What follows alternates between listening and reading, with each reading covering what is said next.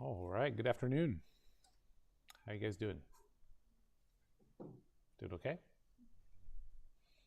How did you feel about the homework? And if you haven't, please turn it in. Did you feel okay about it?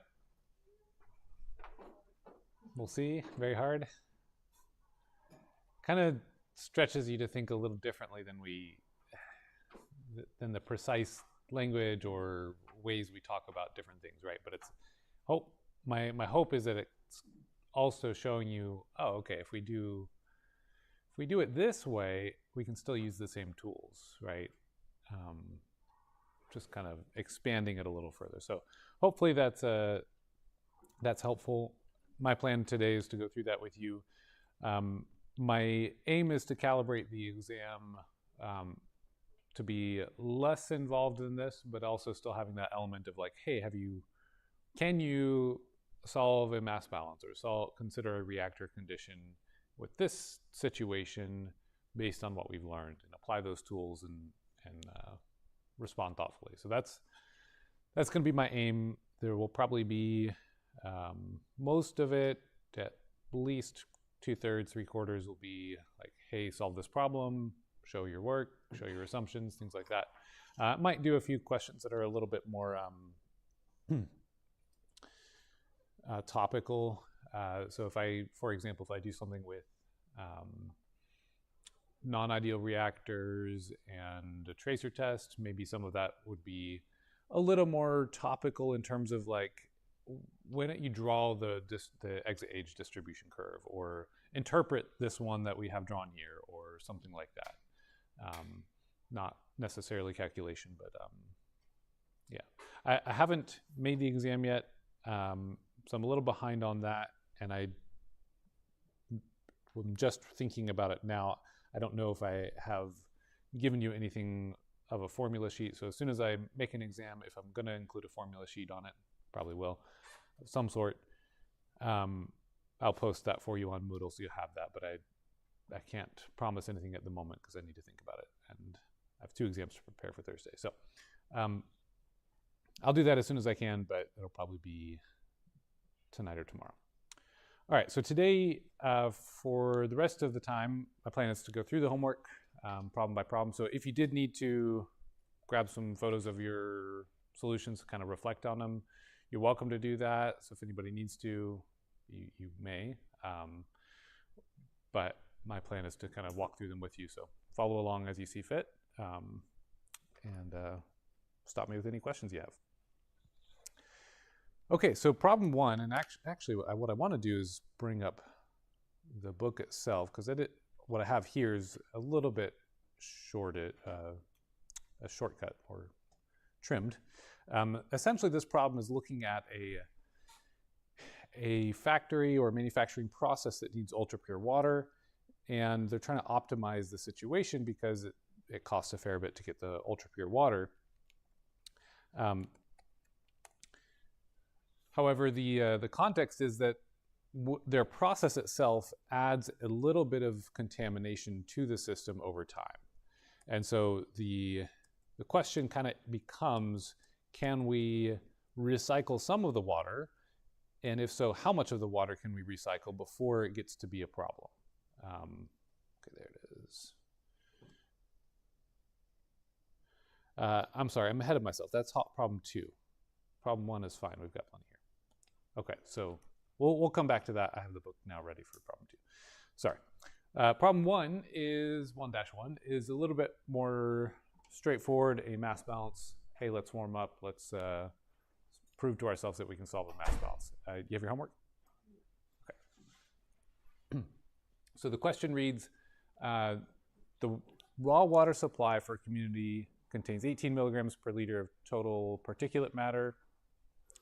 It's to be treated by the addition of 60 milligrams of alum per liter of water treated. Yeah. Thanks. Essentially, all the alum precipitates, and please turn in your homework when you get a chance. Thanks. So we're working through the homework now for those of you who just came in. And stop me at any time with questions. But this is kind of the exam review, my plan. Okay, so back to the problem here. Essentially, all of the added alum precipitates presented by this equation.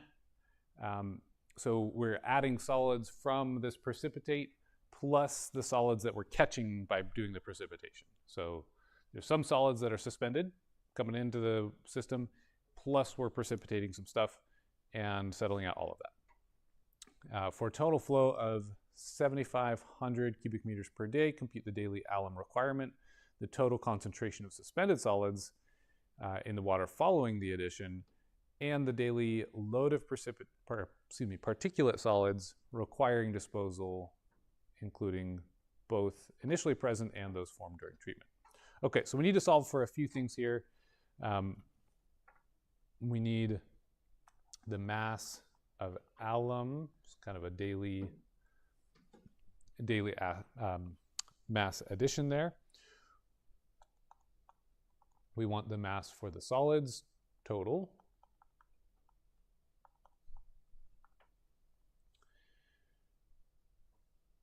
And we wanted the concentration, the total concentration of suspended solids.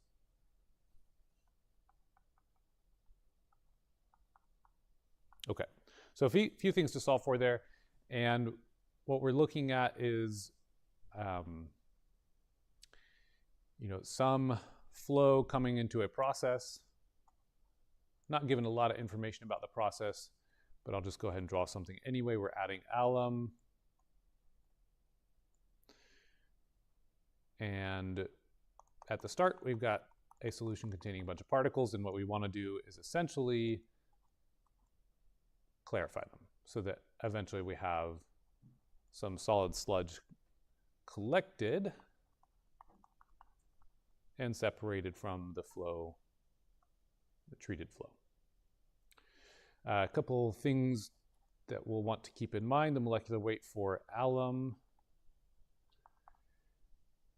given their formula, would be 594 grams per mole.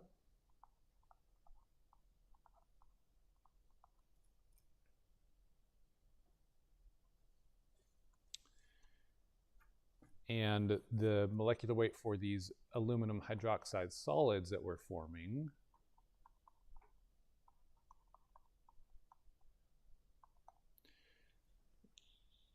and they gave it to us as OH3 here.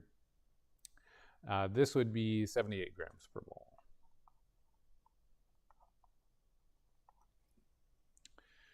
Okay. So if we are applying 60 milligrams per liter of alum, essentially we want to convert that into moles per liter so that we can understand how many moles of alum we've generated, do a conversion, get to moles of this aluminum hydroxide, and then figure that out. So we've got a 1 to 2 molar ratio here, and we'll have to account for that. All right, so 60 milligrams per liter, we can simply say this is going to be applied across 7,500 cubic meters per day. Convert that from cubic meters into liters and convert, well, we could leave it in days for now, and then convert from milligrams to kilograms. So if we do all that, it's 1,000 liters per cubic meter. And we'll have 1 kilogram for every million milligrams, or 10 to the 6th milligrams. We should get a daily loading of 450 kilograms per day. So that's just one piece that we can recognize. That's the mass of alum we are adding per day, given the problem. Is that what, let's see, is that what we're asked for? Okay, So it's not exactly what we're asked for, but that may be helpful as we figure out what are the totals for this scenario. Okay, so for then the solids per day that we'll generate,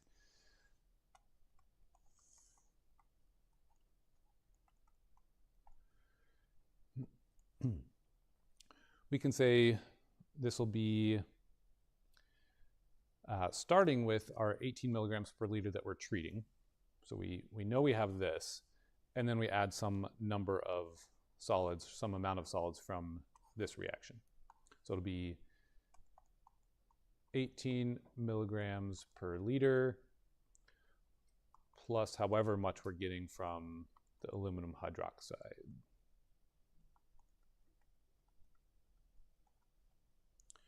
Okay, so to calculate this part, the concentration of aluminum hydroxide, here's where we're going to go ahead and take our 450 kilograms across one day, or maybe we should have just started with 60 milligrams per liter, but in either case, however we want to convert it, I'm kind of following my notes from last time, so we'll continue that way. But the point is you're going to convert it to some solids concentration, or some solids in the form of the aluminum hydroxides. So we'll take 60 milligrams per liter alum.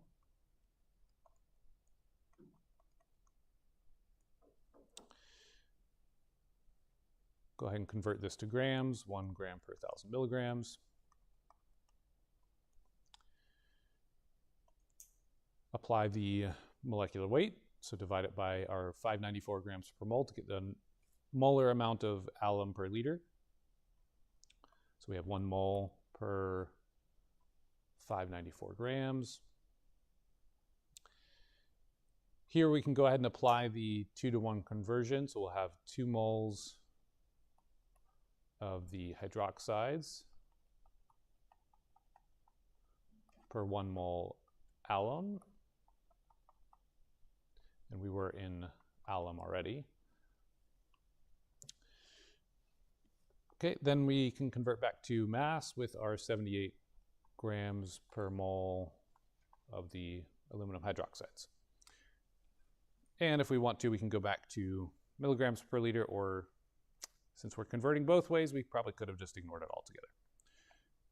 We'll go ahead and write it out. This will give us a concentration of aluminum hydroxides here of 15.8 milligrams per liter. So the total solids concentration, I'm just going to put this in parentheses to say that's a concentration, would be those two combined, right? So that'll be 33.8 milligrams per liter.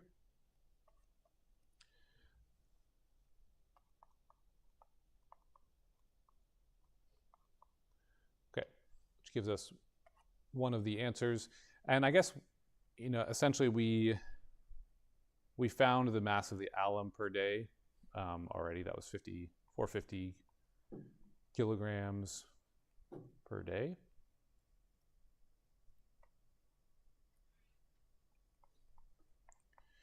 And we could find the total mass of the solids by just doing the same process up here. 18 times these numbers, instead of 18, we're using 33.8. Or excuse me, instead of 60. Okay. All right. So then I guess do I have this value? I don't think I do. So the mass of the solids generated, and what we'll find here is if we're adding aluminum sulfate, so alum, we're precipitating something else that happens to be a lot lighter in terms of its molecular weight. We could actually have a situation where we're adding a really massive amount of stuff, but a lot of that mass is lost as sulfate and goes away and just carries on with the water as dissolved stuff. And then what we're precipitating is actually a lighter mass. So it's kind of sounds weird to say it, but as I'm looking at it right here, we are adding 60 milligrams per liter of this stuff, and essentially the total solids we're generating is 33 milligrams per liter. So what we, on a daily basis, what we are removing is actually going to be less than even what we add. So I don't have that calculation on hand, so I'm going to pull out a calculator and do that. If you have it handy, please feel free to speak up. Oops.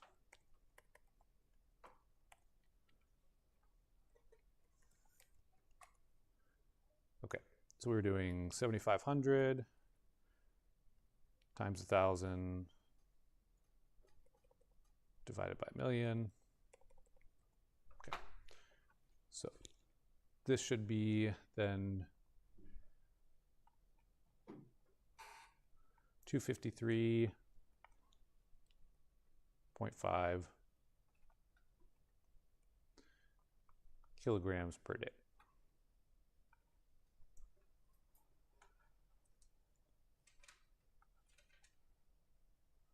Okay, so like I said, hopefully this is a little bit of a, just kind of a mass balance. Hey, let's get ourselves in the mode to do a word problem and think about these processes. Any issues, questions? That makes sense? Yeah.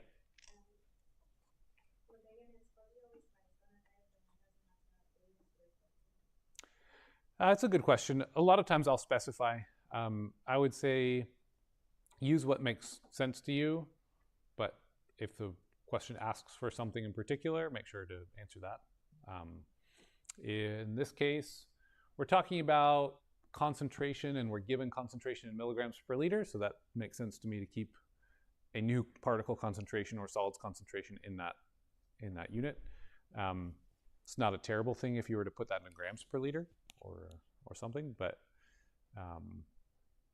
yeah.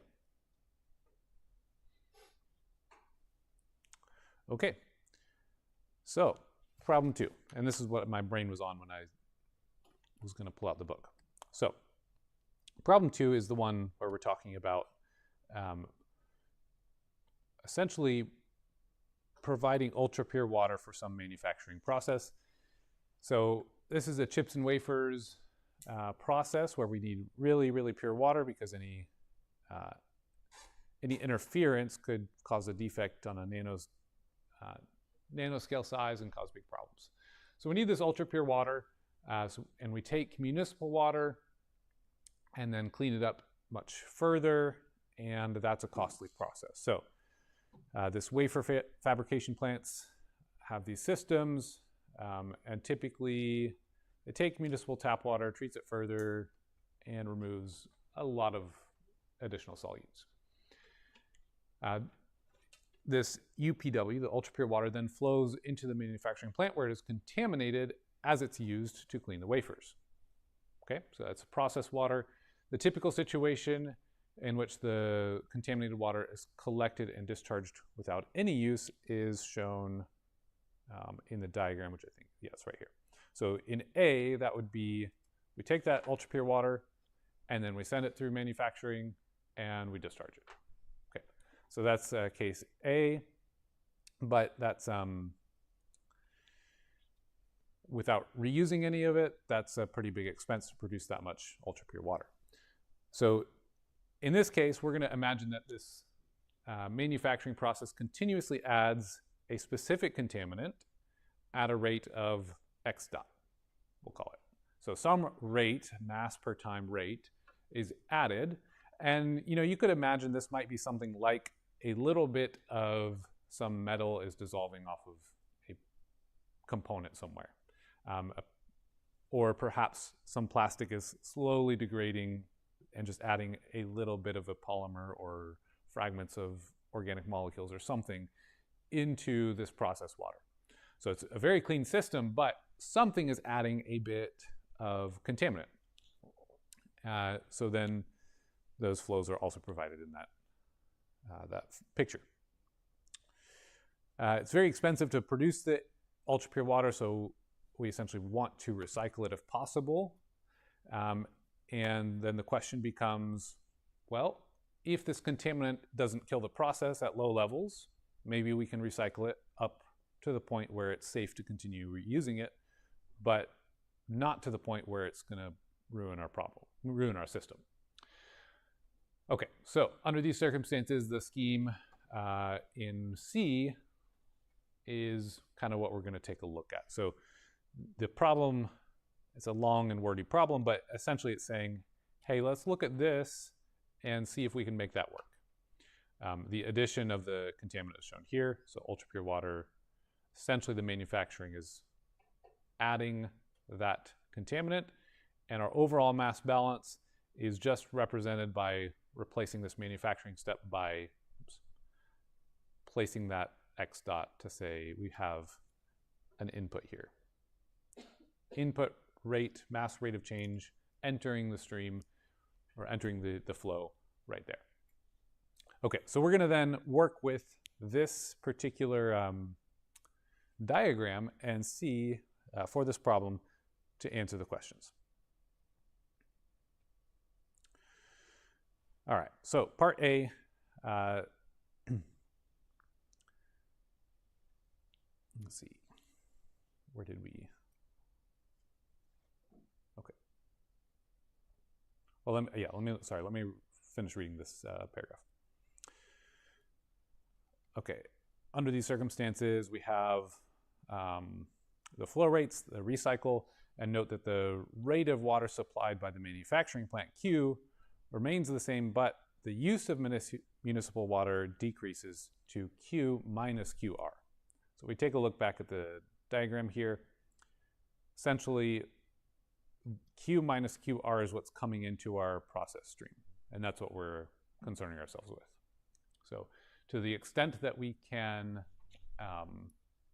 recycle, we can do so. That will cost us less ultra-pure water.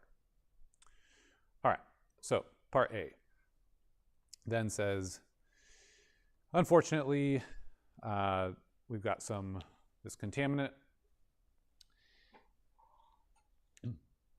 As a result, they accumulate in the system with recycle until a steady state condition is achieved. If the particular chemical that is added at the rate of x dot is not removed at all in the ultra-pure water system, so the process here doesn't remove our concentration of some contaminant C. Okay, so that's not doing anything to it. The only place it can leave is out here. All right? So the only rate of change is a growth rate by addition of, I don't know, coming off the walls of the chambers or something. So we have a growth rate of our contaminant. It's not present in the influent, some weird metal or plastic or something, you know. It's not in the municipal treatment. The ultra-pure water system doesn't do anything for it. The question is, what is the steady state concentration of the effluent C out in terms of x dot and the flow rates indicated? So essentially we're being asked to generate a mass balance, okay? Mass balance for C out as a function of that. And it also notes that we're not concerned for the non-steady state for this problem. So if we started with absolutely pure water and then the contamination was starting to be added all of a sudden, we just started up the process, we would not be at steady state for a while as the contamination increases. We're not concerned about that. We're just operating at steady state. Okay. So with that, we can recall that essentially anytime we're talking about a rate of change of some concentration, really what we're often doing is we're saying some rate of change in some volume is a mass per time. Now, in this case, we're saying x dot is a mass per time, a rate of addition of our stuff. So whenever we've looked at a reaction rate in the past, we've modeled it with, okay, the rate at which something's reacting, and a growth reaction would be RCV, to say the rate at which this substance is changing in the volume. And we'll get mass per time with that setup, dc dt times V. In this case, we have a rate addition, even if it's not a chemical reaction or any specific reaction, but we're going to treat it the same way. Okay, so you could also think of it like a flow rate, except there's no flow involved. It's just a mass addition. So that's the one maybe tricky part here. So that's going to go right here, which is basically the same thing as saying it's happening here. If we're drawing our mass balance, I guess depending on where we draw our mass balance. All right. So the other thing to note is that the C municipal is 0. We were given that.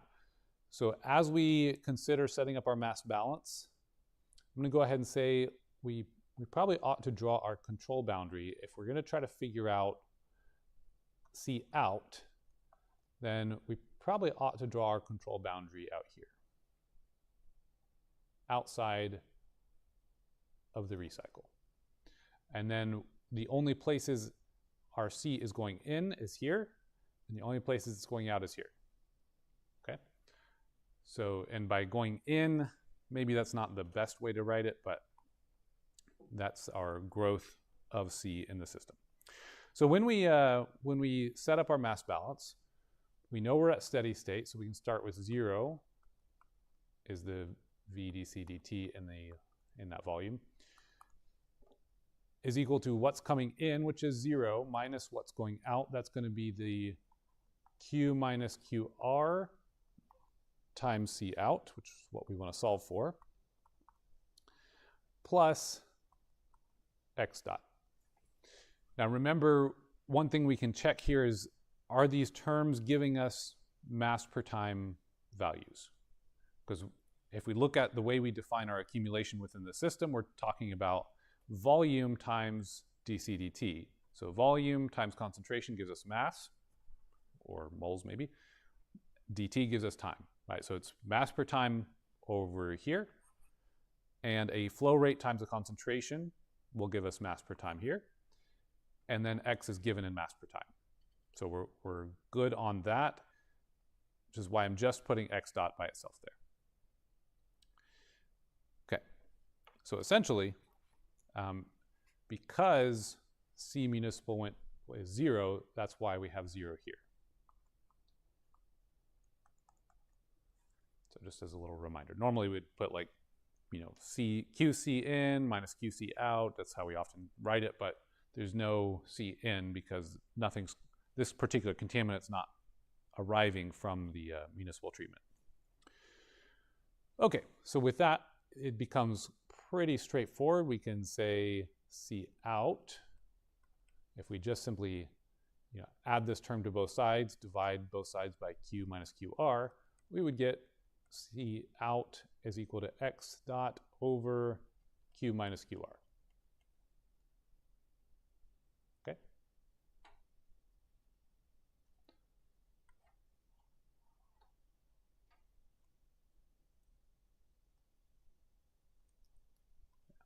Just do this.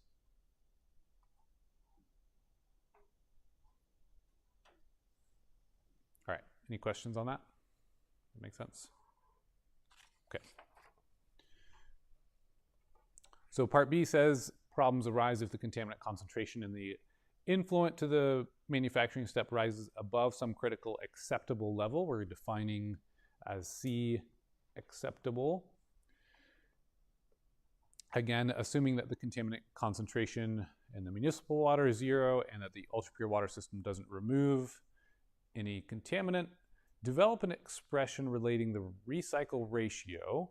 So we're defining the recycle ratio as the amount we recycle compared to the amount total that we use, Q.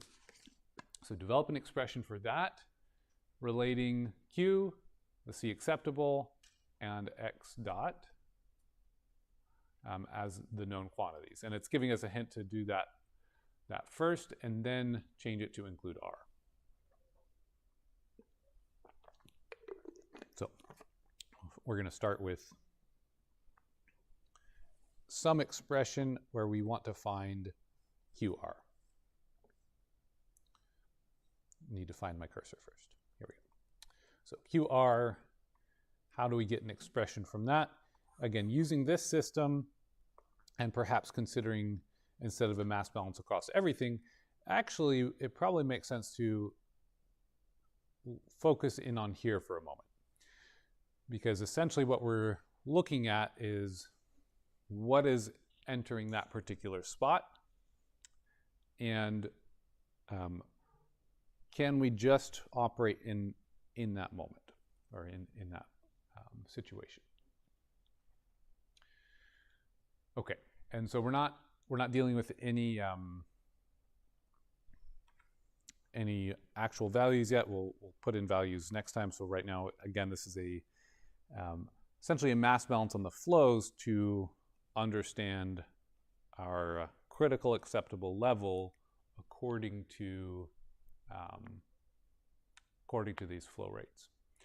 So when we define this C acceptable, that's going to be the acceptable level. We can't go any higher for what's going into our system. So the C in here, we can define as C acceptable. And so when we are describing this, C municipal is 0, of course. The C recycle may be higher than what is acceptable because we're diluting it essentially with the municipal water.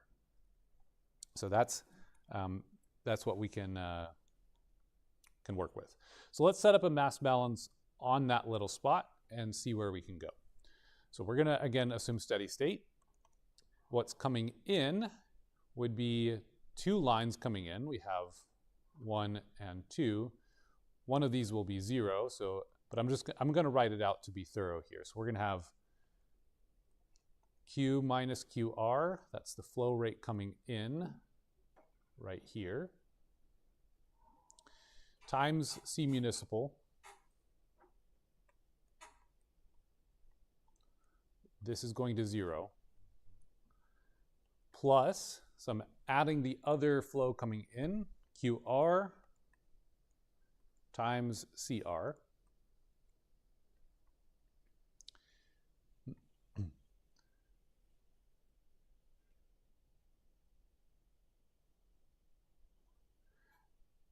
And actually, you know what? I'm gonna call this C out because this is the same thing. CR equals C out.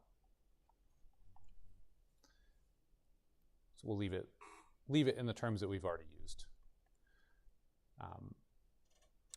Okay, and then minus the Q minus QR C out.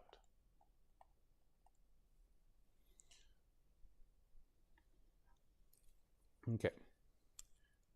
Now, one thing we can recognize is we already got C out in the form of X dot. So in the previous problem, we solved something so that we have C out in a different formulation. So we said that C out was equal to X over the, whoops, hit the wrong button. X over Q minus QR.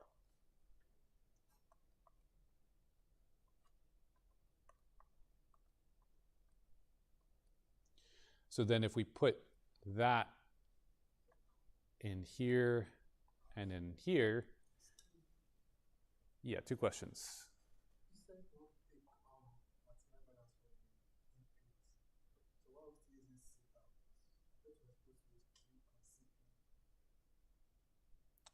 Say that again. You said you wanted to take material balance for that individual sample. Yeah, right here. So what is going out is Q and C. You're right. Yes, I'm sorry. You're exactly right. Is that what you were saying too? Okay, thank you. So, yeah, good call. What I am focusing in on here, and so we don't need that. So yes, from this mass balance, it should be this Q times this C as the part leaving this area. Q C in, and I'm going to write this as Q C acceptable because that's the acceptable amount to come into the thing. And now my notes make a lot more sense, so I really appreciate that. Okay, so but this part we still need to do this to input, and that gives us this problem in terms of x and these q's. So when we simplify this a bit, we'll say 0 equals qr times x dot over q minus qr minus q times c acceptable. All right.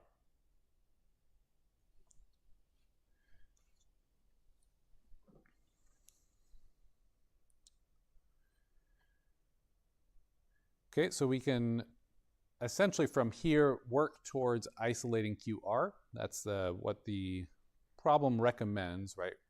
Develop it relating QR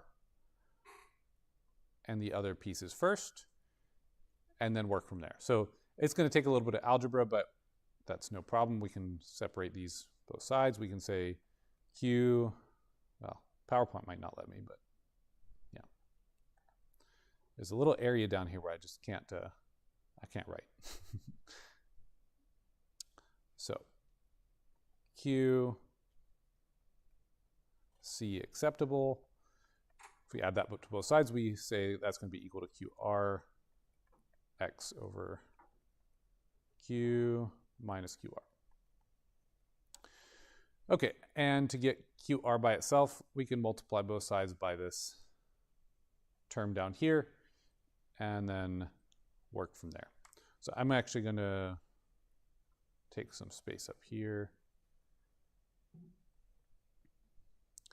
So if I multiply both sides by Q minus QR and factor that out a little bit, we'll get Q squared times C acceptable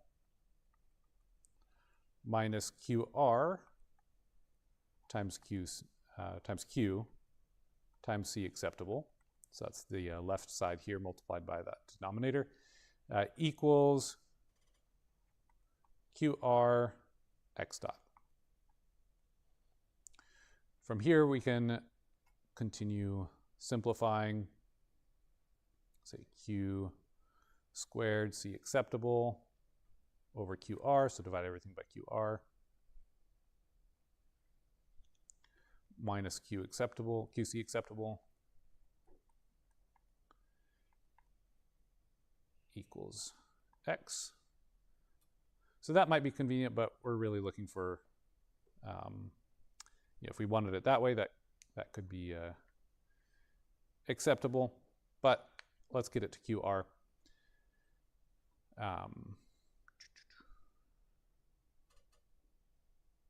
We can add this to both sides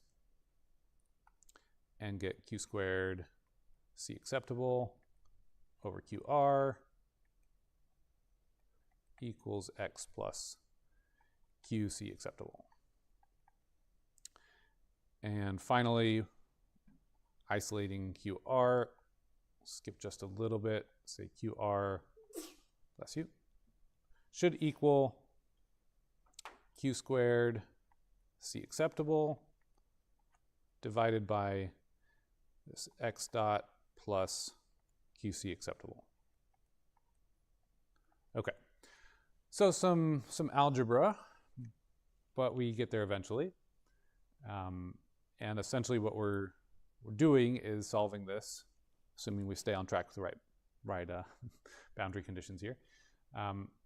We get some indication of what is our recycle flow rate.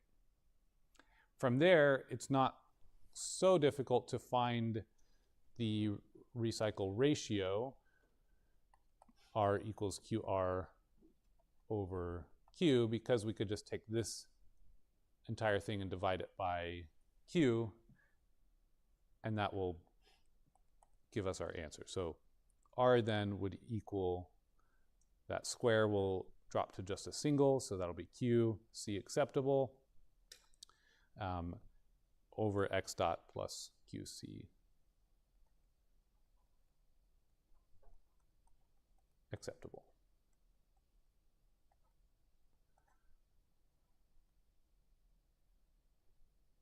Okay.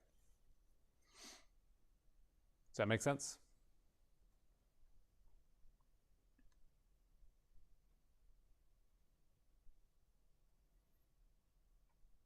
Yes, no, maybe.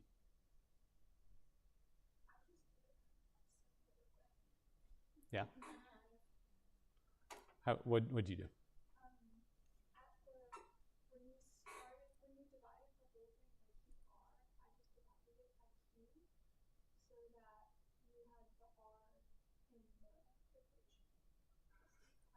That sounds smart.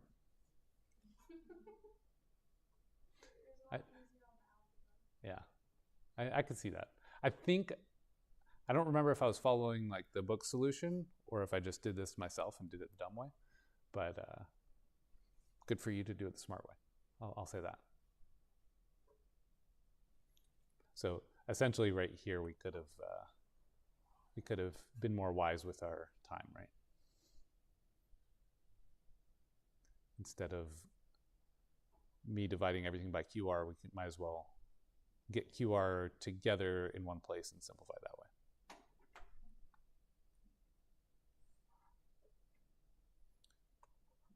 Give myself a note for next time.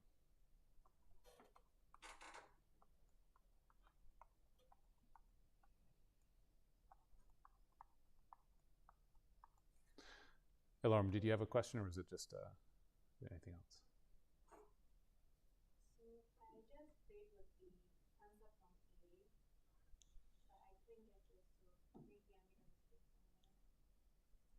Okay. Okay. Okay. Yeah, something.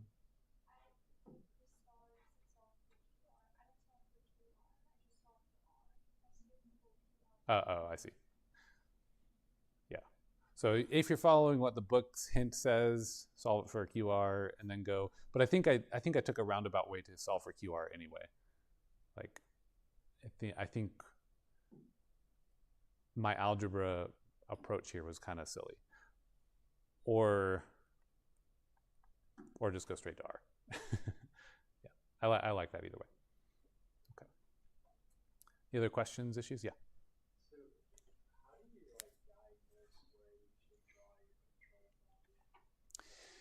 Yeah, that's a good question. And in this problem, we are looking for some way to relate how much we're recycling.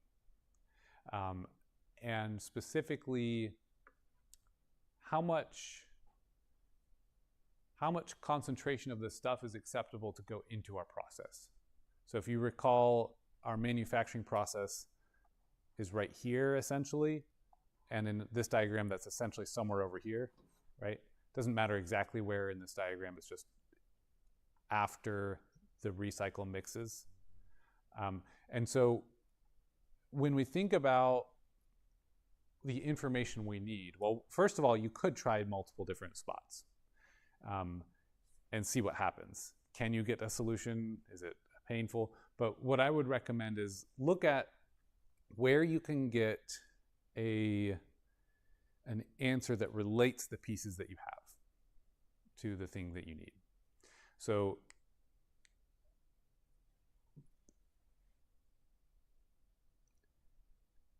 if we were to draw it wider, let's say if we were to try to keep the original one, I don't know how we can put C acceptable anywhere on that in terms of a mass balance that touches it, right? There's no mass balance in, no in or output or even value in there that we can describe that relates us to the acceptable level because we drew it so wide, right? So we need it narrower than that. Now, maybe, let's think about for a moment, maybe we could do a mass balance here. This should be C acceptable here, coming this way. So that's the acceptable amount in there. But that's, let's see, how does it describe this?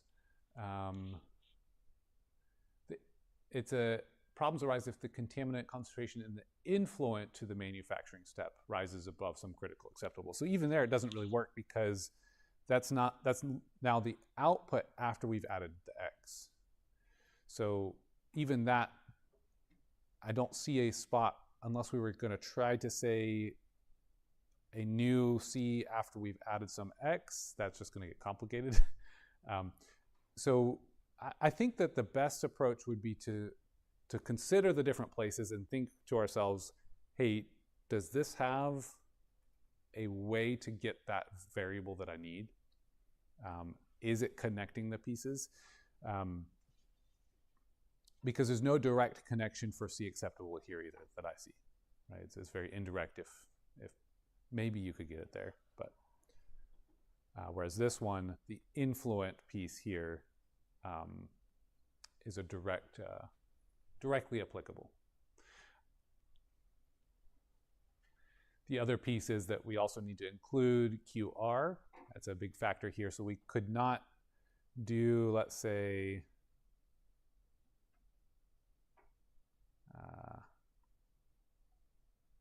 you could feasibly consider doing something like that, or I guess probably like that.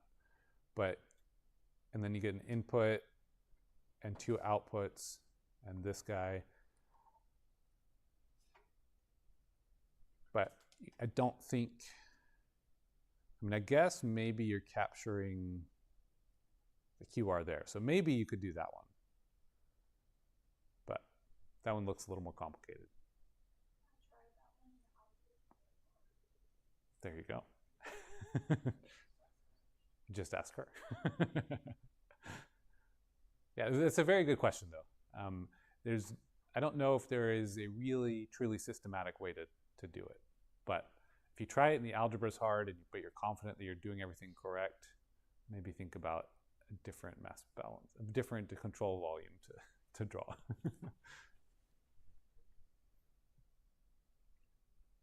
Yeah, good question. All right, anything else on this one?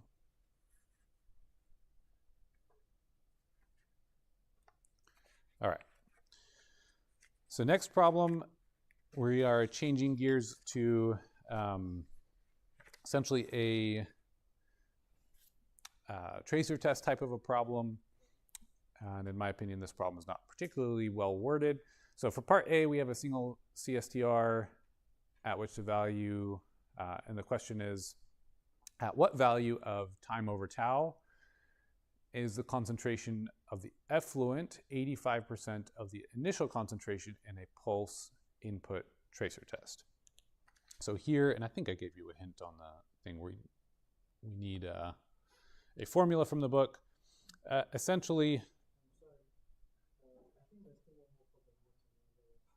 oh, you know what? You're right. You are exactly right. Did I skip a page? I just didn't give myself enough page. Okay. Yeah, I'm sorry. Right. What I meant to do, and I will do right now, is give myself a second or a third slide for that. Thank you, and I apologize. So not to worry, I still have all the notes here, but I just copied and deleted them for a third slide. So we talked about this part. Oh, I just hit end again. My keyboard is not the best laid out. There's like the right arrow key that I've been using to advance the slide, but right above it's end, so I just go to the last slide sometimes on accident. Anyway, so we just covered this slide. Now we have to answer C. So C is taking the numbers and putting them into place. So if the water used in the process is 2,500 liters per minute, X is 300 milligrams per minute, and the C acceptable is 0.2 milligrams per liter, what flow rate of municipal water would have to be supplied? Okay, so we're given all these pieces, and essentially, we're going to use the equation we just developed to answer that. So go ahead and write these out. So Q 2,500 liters per minute.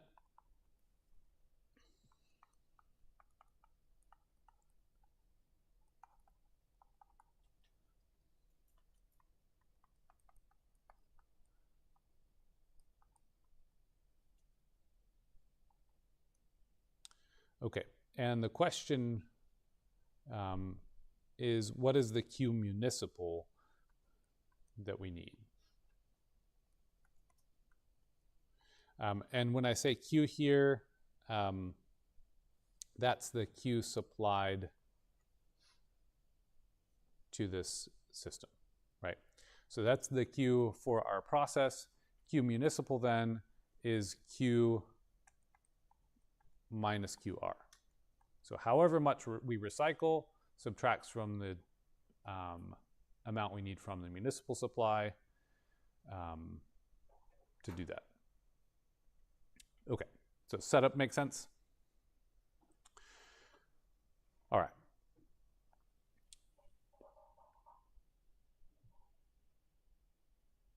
Let's see where I'm with my notes.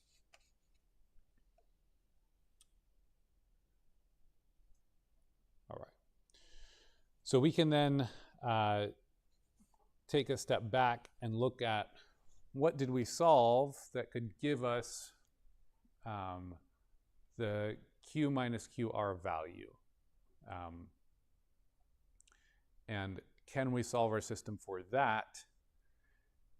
Now we could start at the end point with here or something like that and solve, but honestly I think it's probably going to make more sense to just backtrack a little bit and solve for Q minus QR. I think that's, you're shaking your head no?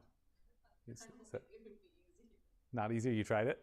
Well, I like solving for R and then subbing R in from your R equation to solve for QR and then subtracting is like the easier route. Okay.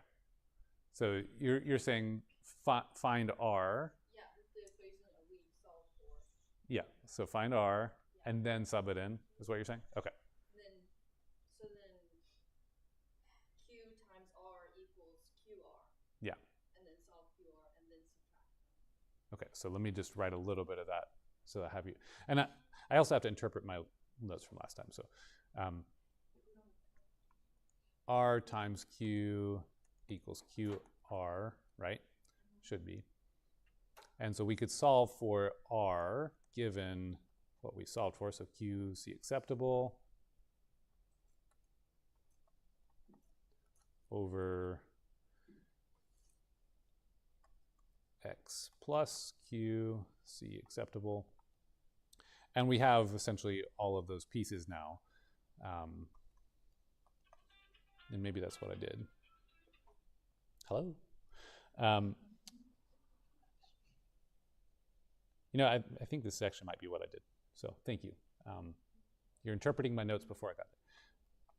So if we do that, we put in the those values, we should get 0.625 for our recycle ratio. And then, yes, then it becomes quite simple because the Q municipal is just going to be Q minus QR. And that's where I think what you're saying is we can very easily say, since RQ is QR, we can say that's equal to Q minus 0.625 Q. And we know Q. So with that, we can say the Q municipal that we need should be, essentially comes out to be 936 liters per minute. And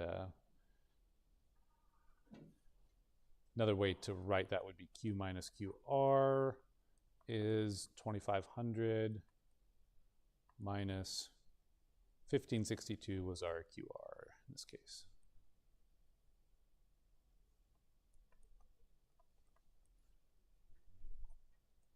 Okay. All right.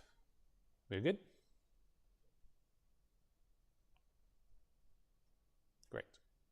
And thanks for saving me from overthinking my solutions here. That was excellent. Okay. Now we've completed the problem. Good. Here's our answer. All right, so now we'll move on to the tracer test problem. We are essentially asked in part A, what is the value of t over tau? So you can think of this as compared to one residence time, how long have we waited, right? Have we waited one residence time? This value will be 1. Have we waited 2 residence times? This will be 2, or so on. So you can kind of think of this as the value of time relative to HRT. Okay, so what amount of time relative to our residence time will be required before 85% of a pulsed input tracer has been discharged? And so essentially what we're saying, that's the question. What we're saying is C over C naught, what's remaining should be, let's see. I mean, what's remaining should be 0.015, right? 0.15, excuse me, 0.15. I don't know why in my notes I'd have it at 0.85. That seems a little silly. So then there's a formula that we can use. That's the one I called your attention to in the book.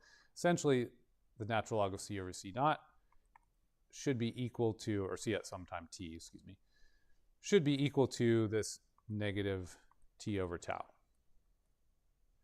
So using that formula, but I'm second guessing myself here, so speak up if you see something.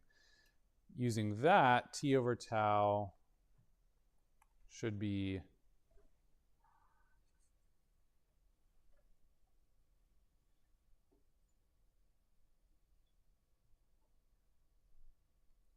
um, 0.16, but let me just read the question again because I think I've got this backwards.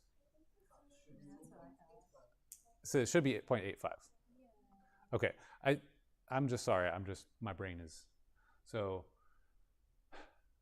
The effluent concentration of the effluent, 85% of the initial. Okay, yeah, that makes sense. Yeah. I was thinking of it in terms of amount remaining after some time, but that's the concentration. Yeah, the way it's worded, like I said, is just a little funny. Yeah. Are we just supposed to know the LN formula for pulse input tracer test? If I want you to know this on the exam, I'll give you the formula, but in the homework I give you a little hint, see equation whatever. I think that's this equation. So, or it's maybe that's part B, but it's in the same area, so you could look it up and find it.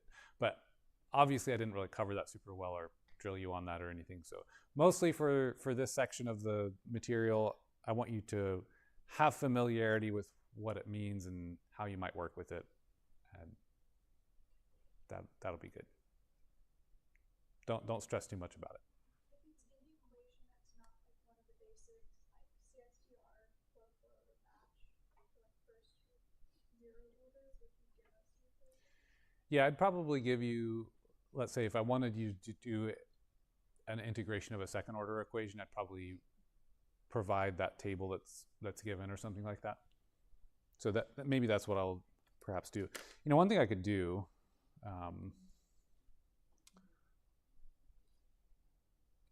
I'll just check and show you real quick what I did last time I gave an exam, so you can get a feel for it.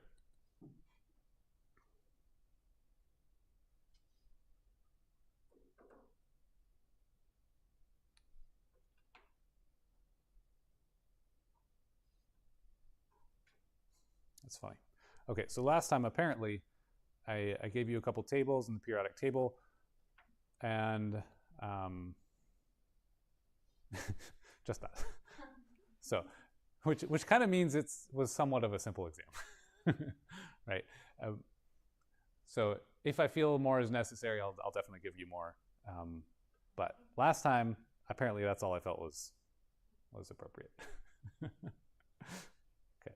Now, and for reference, normally, like for my kind of an undergrad version of the course, I give more formula, but I'm covering a little more things like, okay, here's sedimentation and that. So other exams in this class, we might get a little more like that. Probably will. But that was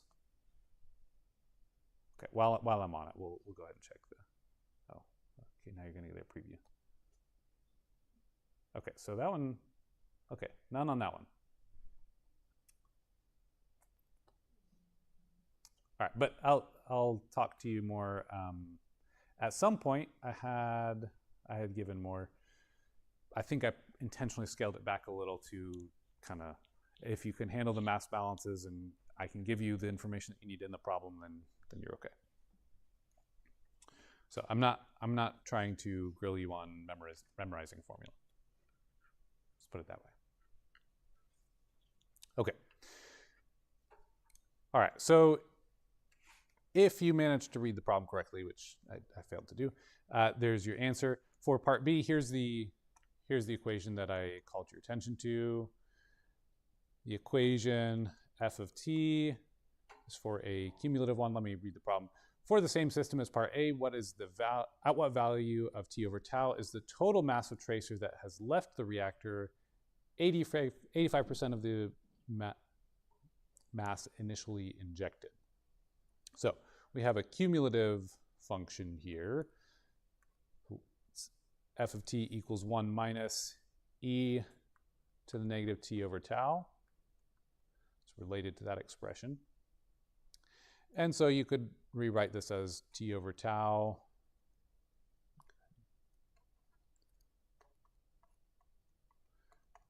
is equal to negative natural log of 1 minus f of t. So if that cumulative amount is that 0.85 there at some time that we're wanting to know about, then we can solve that and say t over tau should be 1.9. So after almost 2 hydraulic residence times, 85% has left for that particular system. And part C, I think, is even worse in terms of the writing. For a single CSTR, at what value of t over tau is the concentration of the effluent 85% of the influent concentration in a step input tracer test? It's a repetition of B. I don't see any other way of it. And even the book solutions are like same as B.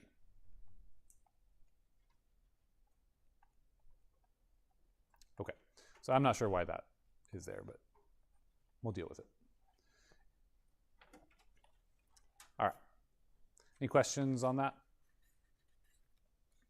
All right, so for exam purposes, I would recommend being familiar with what would it look like if you had a reactor that was non-ideal in a particular manner. Short-circuiting thing, or a plug flow reactor that had a lot of dispersion, or a CSTR that, I don't know, what might it mean if it had a long tail for a HRT? Look back through the graphs of that chapter, and what we discussed would be a pretty good way to make sure you're like, oh yeah, okay, I kind of see that. And a little bit of thought about how could you model a reactor. You know, we talked about a few systems where, oh, maybe this system you could model as, instead of one CSTR, maybe it's more like 3 segments that are each acting like a CSTR kind of a thing. Okay. Problem 3.7. We have disinfection of microorganisms. And we often describe that as Chick-Watson law, which is essentially saying that our concentration of our disinfectant will be held constant throughout our disinfection, and that's going to then apply effectively a first order disinfection to our microbes. So in that case, we would describe our rate equation as the rate at which X microbe is changing is equal to negative K times C for the concentration of the microbe, X, and times C, the concentration of our disinfection, D. Often when I write this, I like to write it more like K, C for the disinfectant and N for the microbes, but we'll stick with the book for now. So in case I accidentally slip into that, you'll see. That's why. Okay, so part A. In a batch reactor with a constant disinfectant concentration of 1.5 milligrams per liter, 99% of the microorganisms are inactivated or killed after 15 minutes. Find K. So this is a bit like our half-life type of situation, except we're given a different value for that portion. So this is a batch system. So we'll assume CD is constant. And in this case, that would be 1.5 milligrams per liter. So V dC dt would be equal to this reaction, V K Cx Cd. When we integrate all of that, essentially what we're looking for is that K, the V's will cancel. We're going to end up integrating. Since CD is a constant, that's going to kind of hang out with the K. Those will be a bit isolated. We're going to end up getting natural log of Cx over C initial, or Cx initial, I guess, equal to negative K CD times time. So if we put in for this particular scenario, 99% removal in, 15 minutes? If we have 15 minutes, then Cx over C naught, we've removed 99%, meaning the amount that are remaining is 0.01. Okay, I think the stream just dropped, so we might get 2 videos for today. I'll post that on Moodle. You'll see it if we need. Okay, so with this, we can solve for K. K should then come out to be 0.205 liters per milligram per day. The constant here, or excuse me, per minute, looks a little funny. Looks like a 0 order, perhaps, or a second order. But that's because it's liters per milligram of the disinfectant, which is constant. And this is, if we had the microbes in there, it would be microbes per liter as a unit. So we're not seeing microbes there anywhere. So it still is a per time first order unit in that sense. We're just also accounting for the amount of chlorine there, or disinfectant. Okay, so that would be our value for K. Part B says manipulation of your work in part A should convince you that the same degree of disinfection is achieved as long as the product of the concentration and time, we call this CT, or contact time, is the same.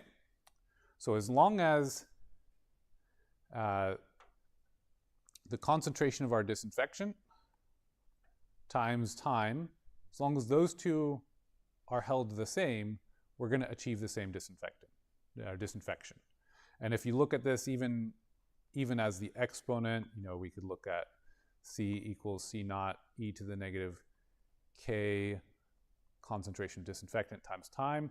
Even when this equation, if you hold the product of CD, so the disinfection, times the time, as long as those two are held constant, you'll achieve the same amount of disinfectant, which means you can have a whole bunch of time with a small amount of disinfectant or a whole bunch of disinfectant with a small amount of time. As long as you end up at the same spot, you'll get the same amount of disinfection. Okay, so that's this concept of contact time, and it says, show a linear plot that illustrates this trade-off for the 99% inactivation of microorganisms. So do an algebraic manipulation. Essentially what they're asking is for us to draw a log plot where we have log of CD. You could also do the natural log, doesn't really matter too much, versus log of time, and then draw up your answer. And it'll look something like this, where we have a linear line between 2 points, providing our 99% disinfection. And then it goes on to say, in part C, on the same plot, draw a second line that describes 99.9%. And it would look like that. Something like that. Of course, I didn't put the axes labels on here, but you could certainly solve for that in the same manner we just solved for this, right? You can put it in log or natural log and solve it. Get your intercepts. Does that make sense? So this is a pretty handy way if we ever need to design a system and say, oh, okay, we have to limit our disinfectant concentration. How much time do we need? Boom, right there. What if we needed 99.9%? Boom, got it. Okay. Yeah. Why are we doing the logs again? That allows it to be linear, because otherwise, if we just did the concentration of disinfectant and time, we would get wiggly plots. Wouldn't be so good.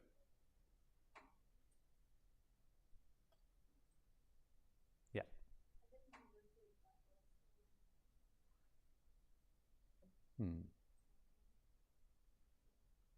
If you put C times T on the, I think one thing you could do probably is C times T, and then the log or natural log of your concentration of microbes,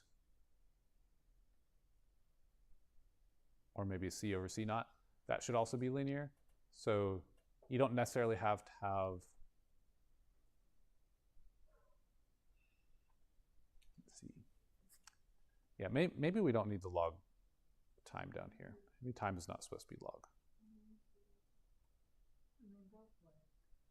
They both work? I mean, I did mine in Excel to double check that it was a linear equation, and it was doing both logs. Okay.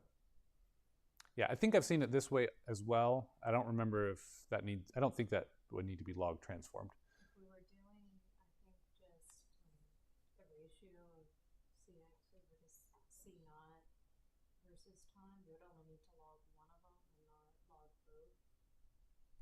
Yeah. But because CD is... Yeah, I think if you do, Yeah. I think this should be linear. That should, because Or, well, slope the other is way. K. K is I guess, constant. No, it Yeah, is yeah, negative. yeah, it'd be negative. Yeah.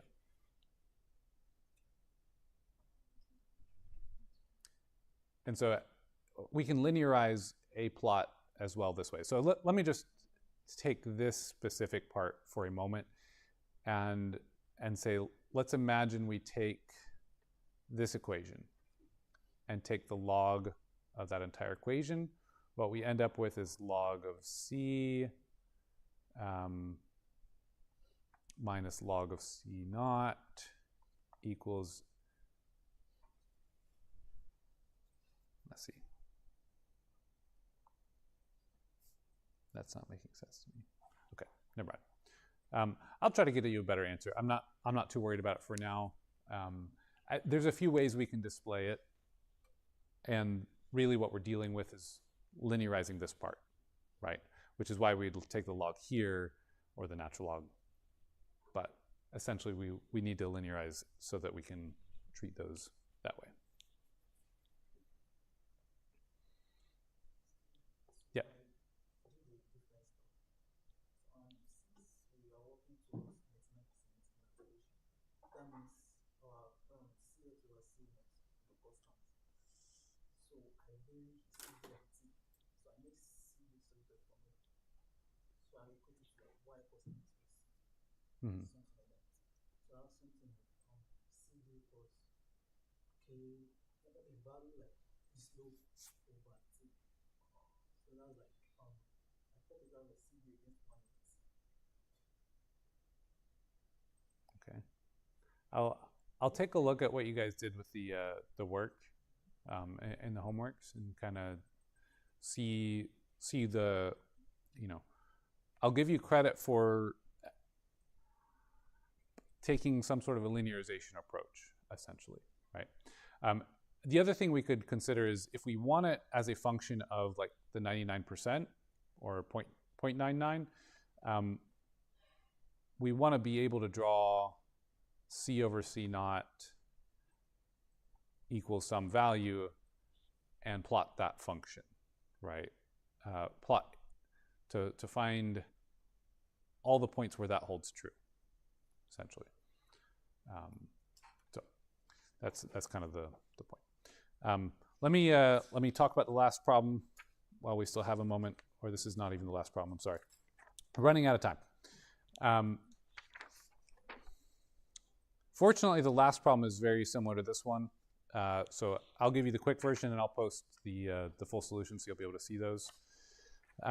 This problem essentially is taking a plug flow reactor and giving us two reactions occurring in it. So it's a little bit different than normal. We have a pollutant that's decaying by a zero order and decaying by a first order reaction.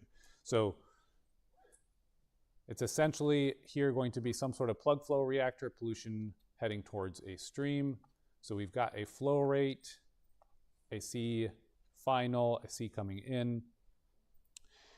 And at the end of the day, what we're normally doing is V dC dt is equal to some reaction for C in that volume. In this case, R of C is a little bit more complicated in that we are told that it is minus 0.3. We're given a zero order rate constant here of 0.3 milligrams per liter per hour, but we also have a first order reaction, 0.02 is the rate constant per hour times C. And then we plug that in and do our integration from there. So the integration is slightly more complicated because we have two reactions happening. Like I said, I'm going to edit the slides that I post so that you'll have this. And the other piece is that the following problem uses the same setup, the same reaction, and does that in a CSTR type of situation. And we're solving for C naught. But given this formulation here, should let you do both. Okay? All right, I apologize, ran over time here. Any questions before we go? All right. Any solutions for the exam? Any solutions? Suggestions. Well, know your mass balances, and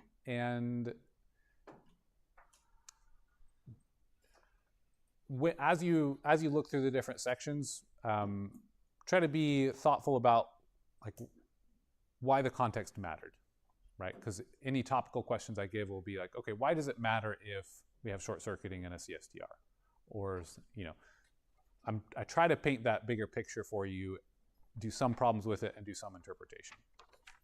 So always write your assumptions and show your units, check your units. Yeah. To clarify, the exam is in class. Yeah, the exam will be. But at one point, I can't remember which class it was that like was considered a take-home exam. I have done take-homes in the past, but I'm planning in person here for the exam Thursday.